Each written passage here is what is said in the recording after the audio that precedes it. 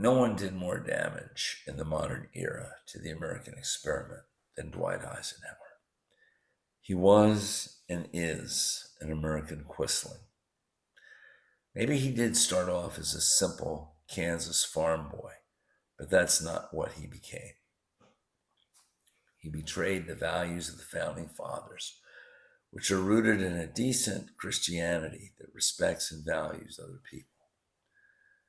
Throughout the 1950s, when Allen Dulles and John Foster Dulles were tear-assing around the globe, committing much naughtiness against sovereign nations, Dwight Eisenhower stood by and gave his tacit approval. In truth, he actively collaborated with the Dulles brothers. In 1953, we overthrew the government of Iran. In 1954, we overthrew the government of Jacobo Arbenz in Guatemala. Throughout the 1950s, Ike set the table for what would become the Vietnam War, in which millions of people died. He aggravated the government of Indonesia, which was finally replaced in 1965. The man, Suharto, that our CIA installed, killed 1 million communists. The CIA was not ashamed. Ike tried like hell to kill Patrice Lumumba of the Congo. Well, who cares about the Congo? Everybody cares about the Congo. The Congo is the most valuable piece of real estate in the world. When Lumumba leaned, and you only need to lean toward the commies, our leaders decided to deep six him. Many of the problems that we face today, such as our ongoing conflict with Iran, our massive immigration problems coming from Central America, can be laid at the feet of Dwight Eisenhower. The entire debacle of Vietnam could have been avoided had Eisenhower taken an enlightened approach to their desire for independence. Eisenhower, though, became another president in the long line of presidents who kneeled before corporate power. That Ike warned us of the military-industrial complex is a joke. I'm sorry, my friend, you don't get points by fucking me over and then warning me about yourself when you're ready to retire. Ike was the military-industrial complex and had been his entire life. He was groomed to lead. In the Philippines, he was Douglas MacArthur's assistant. In World War II, he was commander of the armies.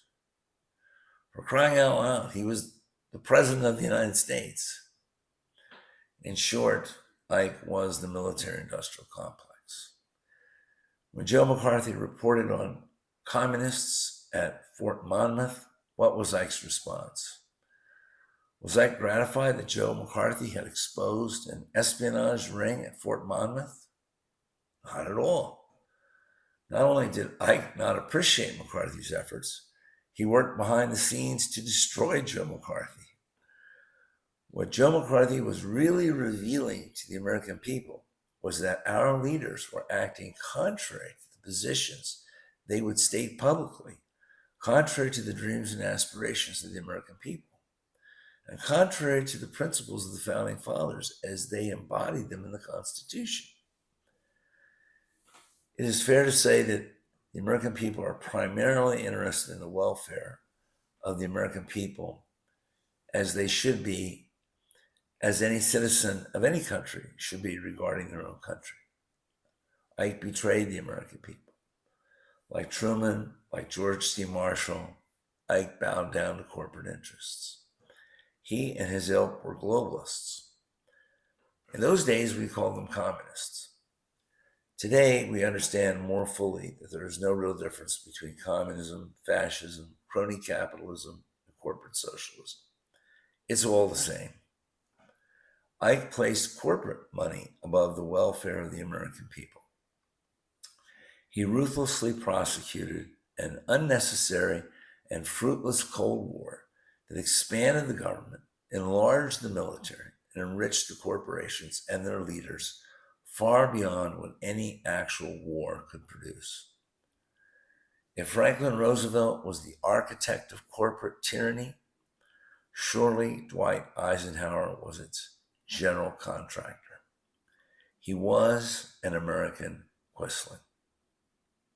Out.